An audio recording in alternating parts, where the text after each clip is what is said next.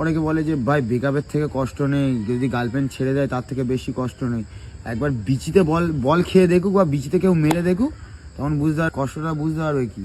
ঠিক আছে, প্রত্যেক ছেলের সঙ্গে এই জিনিসটা হয়, কিন্তু ছেলেরা ওইটা নিয়ে ভেবে দেখে না যে ও কি হলো না হলো। বাথরুম করার পর শরীরে একটা ভাইব্রেশন হবে, কিন্তু আমার প্রত্যেক ছেলের হয় বাথরুম করার পর ভাইব্রেশন হয়। কেন হয়? পাম্প থেকে জল পড়ে গেল, সিগন্যাল দিয়ে দিল পাম্প খালি হয়ে গেছে, পাম্প ভর্তি করতে হবে। আর এটা ব্রেকআপের থেকে কষ্টের জিনিস কি, কোনো ছেলের যদি প্যান্টের চেনে আটকে যায়, পাখি আটকে যায় যদি কোনো ছেলের প্যান্টে, ব্যাস সে বুঝতে পারবে। আরেকটা জিনিস, কোনো ছেলেরা তার ছেলে বন্ধুকে যদি টাকা ধার দেয়, ওটা হচ্ছে তার ইনভেস্টমেন্ট।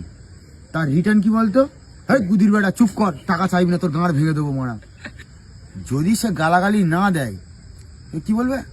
যদি তার কাছ থেকে তুই কোনোদিন কিছু খেয়ে থাকিস, বলবে ওইটা খাওয়ালাম তোকে এত ভালোবেসে তুই আমার কাছে টাকা চাইবি?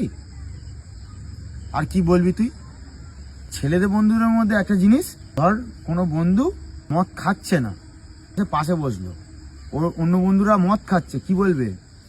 এ ভাই এক প্যাক খা, কিছু হবে না, কিছু হবে না, জোর জবরদস্তি এক প্যাক খাই দিল, ব্যাস ঠিক আছে, 2জন থেকে 4জন করে নিল।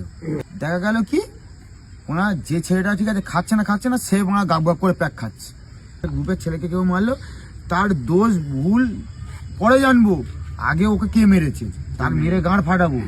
তোকে তোর বন্ধুরা উল্টো পাল্টা নামে ডাকবে, বাজে বাজে গালাগালি দিয়ে রাখবে, কিন্তু ওই গালাগালিটা অন্য কোনো বাইরের ছেলে দিক, ওই বন্ধুরা তার গাঁড় ফাটাবে।